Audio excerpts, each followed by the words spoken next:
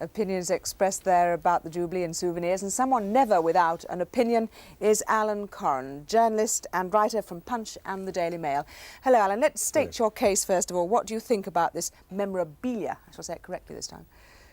I think the first thing to say, Judith, is that normal canons of taste are a bit suspended when it comes to memorabilia, because we saw there from the people in Oxford Street that they don't really worry too much about whether a thing is beautiful or fine or has particular value. They want something to remember them by. I would like to think there was something better for people to remember the Jubilee by, because if you look at the stuff on this table, which is fairly typical of the cheaper end of the market, and you have to remember that most people will be buying fairly cheap stuff, it's really rather poor. It probably looks better to people at home, I would think, because miniaturization helps it. And you can't really gather the quality of it, but the quality of things like this tray, for example, which probably looks quite good on camera. Yes, it's that's very got the Queen thin, Silver Jubilee and the dates on the bottom, and the printing comes through the other side, which is a little bit depressing. I think you think this is rather like tinfoil, don't you? I think it's a bit like baking foil. I think the best thing you could do with that is wrap your commemorative turkey in it and forget about any other sort of commemoration. When did all this business of commemorating things begin? Well, it starts really with, I mean, official jubilees start with George III, I think, but the business of commemorative junk or and mass commemorative high-quality production. stuff and mass production really starts with the democratisation of monarchy. After the Commonwealth, with Charles II coming back for the Restoration, when kings had been taken down a peg or two, people thought it was not a bad idea to get on the bandwagon, and the English Delft factories start producing plates which say George II and his consort, and then there are plates that commemorate births of children, deaths of children. These, of course, are very valuable. The difference between those and these is not just that they've survived, but they were all hand-done. And when mass production starts with transfer printing, the stuff begins to get a little bit tatty. But none of it is as tatty as it is today. And that's the thing that perhaps the people in Oxford Street didn't remember, or didn't know about. I mean, remembering is a question of looking at the jugs and the mugs and whatever you bought for Jubilees long gone, which are now worth a few bob, but which were really rather nice. And I don't know whether one will want to keep very many of these. Certainly they wouldn't go up in value much because there are so many of them being produced. I suppose the odd ones will, though, Alan, won't they? I mean, if they have these limited editions, there are a lot of those. You see something in the newspapers all the time about those. I don't know about the limited editions. They might. My experience of limited editions, they tend to produce a second and a third edition when the thing is going well. I think the junk will probably go up in value. For example... Let's have a look at some of it, yes. We take something like that, which is a toast rack made in the shape of corgis. I don't know whether you can see this, with a bone with bogus jewellery along it, a sort of royal bone of state, if your dog happens to like toast in the morning. Now, that is really so terrible that most of those given and received and bought with second thoughts afterwards will end up in dustbins. And the 3 or 4 that are left, by about 2,000, may well be worth a few Maybe of some bob. value. And I think that brings in a second reason why people buy things. People do have a sense of humour. Indeed, the royal family, I'm sure, has a sense of humour about all this stuff, some of which it has to see, little of which it has to keep, thank God for them. But if you have a sense of humour about this, you may well want to buy a corgi toast rack, because it's rather fun. What about that? Yes, that's rather fun. That is fearful, isn't it? It's actually glued. It's 2 bits of pincushion with a plastic crown on and some pins readily stuck in. There isn't a price on it. I think they're probably ashamed to put the price on that. But that, probably about again, would 60 be a pence bit of or fun. 70 pence or something. Or indeed, you know, this, if anyone would wear it. But you're very scathing about the whole thing by the sound of it. No, not really. Because you see, I'm not. I think it's all a jolly lot of fun, and it's a very good thing, and I'm all for it. Oh, so do I. You mustn't confuse taste with creeping republicanism or anything else. I think, if anything, I'm more monarchist than you in that I'd rather like to see the royals better remembered, better presented, and better served by the manufacturers of the country over which they hold notional sway. What I object to is a lot of tat being foisted on the public, who, as you've seen from that piece of film, really very much want to buy nice things to keep. I want to put it on the mantelpiece. I want a vase. I want to take it out and look at it. I want to drink from this cup in 25 years. You don't want to be serving your sandwiches off that tray in 25 years' time. Oh, but you could be using the notebook by the phone, or you could have the ashtray always there, couldn't you? I mean, that's... I suppose the ashtray isn't bad, although stubbing out a fag in her royal mum's left eye or whatever seems to make me a bit uneasy. I don't like... There are rules about that sort of thing, though, aren't there, where you can put the royal face or the family's There are insignia. now. I mean, there are Queen Victoria potties extant, which you can buy in Portobello Road. Now, I certainly haven't seen any of those this time. Not this time. And it's odd that the Victorians are far more Puritan and far more cautious about the commercialisation of royalty than we are, but I suppose because the potty wasn't as comical then. It was a perfectly reasonable... As people of taste used potties then, do you suppose? Rules have been relaxed, Alan, actually, haven't they? So that people can put things on wear for the Silver Jubilee. I think they had to be relaxed. It isn't possible to control everything coming into this country. I mean, if a bloke has got chiming lavatory rolls on a suitcase in Oxford Street, he folds it up and runs on when the police turn up. And the law gets to look ridiculous if it tries to prosecute everybody who produces junk. But the more expensive stuff is very carefully controlled. The Lord Chamberlain's office apparently can withdraw things if it is in particularly bad taste. Yes, it can. I don't know who decides what is good or bad taste. I mean, none of this has been withdrawn. No. Which tends to suggest that the Lord Chamberlain has got a very low taste threshold. But anyway, that's my feelings. And let's now look at some of the things behind you, Alan, because I want your opinions on those as well. I mean, mugs must be the most used things in Silver Jubilee commemorative wear, or most bought things anyway. I mean, what about this for a start? Well, that's really rather a curious piece. I might almost buy that because it has a particular interest, different perhaps from a lot of commemorative stuff, in that it comes out of the Commonwealth Secretariat and it shows what is left of the Commonwealth with all its new names. It's a really rather interesting index of the... So that gets your seal of approval. Empire. Yes. What about... Yes, I think so. I think it's got a very special interest. I think it means 1977 as opposed to any other year when it might have happened. Who are the people who are going to buy all these things, do you think? What sort of I've really people? no idea. I mean, a lot of people are going to get conned into it. A lot of presents are going to be given. It's really... A Jubilee is rather like Christmas. But are people doing give it one for another investment? things. I mean, the silver and the gold thing. I think it might be a mistake to do it for investment. I think there are probably better ways of investing. I always think investment is a rotten way to go about buying things you want to live with. Aren't they going to buy some of our stuff as an The investment? foreigners will probably buy the silver and gold. The foreigners are probably offloading a lot of this stuff, in fact. I think you'll find a lot of this is made abroad. Well, that's made in England, I'm glad to say. That is a money box. How do you like the idea of that? Why on earth are you glad to say that it's made in England? It's got Well, the because Queen. you've just said everything's made in abroad. Yeah, it's got the Queen on the front, who's recognisable because she's got a crown on. And on the back there is a bloke whose identity we can only guess at. It's really not a very good money box. And I think, again, a money box is really rather dated. People... maybe for children. I don't know about.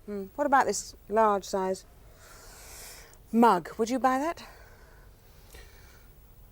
Well, you asked me a very difficult question. I mean, you're asking me what would I buy to commemorate a Jubilee. Yes. I'm not sure that I would actually buy anything because I don't know whether I'm the sort of person who actually collects mugs of this period to put on shelves. I think if I'll you take are it back sentimental... from you, quite now. I shan't break it, I don't feel that badly about it. But I think if you are really sentimental about monarchy and want something, then a mug is as good as anything. That one which... or we this, picked up what is about really this? rather nice. This paperweight, do you like that? Yes, that fulfills the, I suppose, the only requirement that I would bring to a Jubilee present, in that it is actually useful, as opposed to the clock, which is a very nice piece but is £1,000 and you can buy a clock at any time. That paperweight is really a rather useful little thing. You might not think to buy a paperweight, people don't, and it seems to me elegantly done, which is the most important criterion. Would you like this to wake you up in the morning for breakfast? Extremely valuable. If you want a purple glass bell that rings with a blue picture of the Queen on the front, that is exactly the thing for you. Personally, I wouldn't give it house room. What about this Antigone picture of the Queen? It isn't Antigone unless you've been using a box brownie. If it were Antigone, it might be better. See, it's a photograph. When we were talking earlier about the decline in commemorative stuff, and I said that it was very nice when it was hand-painted and some sort of love, or at least some sort of artistry had gone into it. Tendency these days is to bang a photograph on, get out a letraset edge, put a glaze over it, manufacture 400,000 of them, and there's really no individuality in it at all. Whereas that one, there... Yes, this one you like? I do, but it's much kitschier.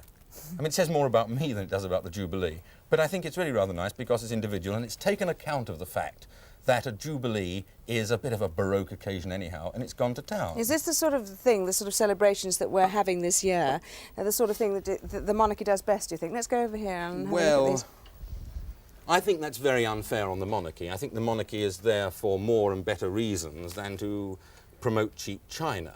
I think they do it very well. It's always struck me that there is an enormous difference in taste and in execution between the way the monarchy goes about its business ceremonially, if you think of a coronation or whatever, and the stuff that's brought out to commemorate it. I'd like to have seen a little of the thought and taste go into that. Well, some of these, I think, are very tasteful, these things, don't you? I think that's quite nice, but... the decanter. Yes, I like decorated glass. I think the decanter and the mug are really quite good. Again, it fulfills that requirement. If you want a decanter, it's a good decanter. I'll put it against there so you can see it. I think that's a lovely goblet, don't you? I think it's good, yes. And I think that's the question you've got to ask. Is it a good goblet first, not is it a good piece of commemorabilia? It's a very tiring year, isn't it, for the royal family? I think they're going to handle it marvellously, probably, as always. Oh, I would think they're more used to it than you and I. They probably see a lot more of this stuff, and I would like to know what their judgments are of this stuff, because how would you feel about them? You know, the Judith Chalmers chiming lavatory seat or whatever it is. Well, I certainly wouldn't like the Judith Chalmers chiming lavatory well, seat. I don't bring that out of irreverence to you or Her Majesty. I'm sure. But I saw them last year in the American bicentennial. You truly did? And chiming toilet. I have rather an obsession in the States with comfort stations, as they call them. The bicentennial brought out the worst in America. And it is just a little bit worse than the worst that can be brought out in Britain. But there's very little of the best, either there or here. This is Margate. Well, I think that's nice. lovely. Yes, the Queen is guarded because she is special, and there's the guardsman, and the Queen, by the look of it's on a lead from the guardsman. Is that right? It can't be right. Anyway, the only thing that I've seen that could be given to a child, and I think a lot of people want to give things to children, and there's not much here in all the stuff we've seen that the child would like now, want to keep later. Well, it's a child of 7 who's actually designed that, you see. Now, what about this? Because Lord Snowdon had a hand in this. I mean, it says here, portrait and designed by Snowdon. Was it before or after he was as much in favour as he know, earlier was? So we don't know. No. But I think that certainly any personal feelings haven't been expressed in it. Maybe what's wrong with it. But it's a very, very bland piece of black and white pottery. Again with a transfer, which I don't happen to like. I don't like transfers or photographs on things. And again, how will it look in 100 years' time? Would you really want to keep it around? In other words, you're saying that what you'd like to have, let's sit down again, things you'd like to have in your home are things that you would like to have anyway, but if it has something special on it about the Jubilee, that's fine. Yes, I would. Don't get something extraordinary. I don't think I'm particularly different from most people in this. I think most people want to have things in their home that they want to keep for a long time. There's a lot of stuff here that you can look at and say, that would be fun for half an hour or a day, or nice to give to someone. But with commemorative stuff, you want to keep it around for a bit. What are your feelings about being British and European at the same time? Can we be that going off quite differently now? I think it's a very good test of our split personality this year. I think it's possible to be... The thing is, if you are European, there is not much to be very romantic about. I mean, it's the problem of an American that you have to elevate President Peanut and his good lady into a king and queen and dignify the White House as a palace, because there is a need in these people for a monarchy.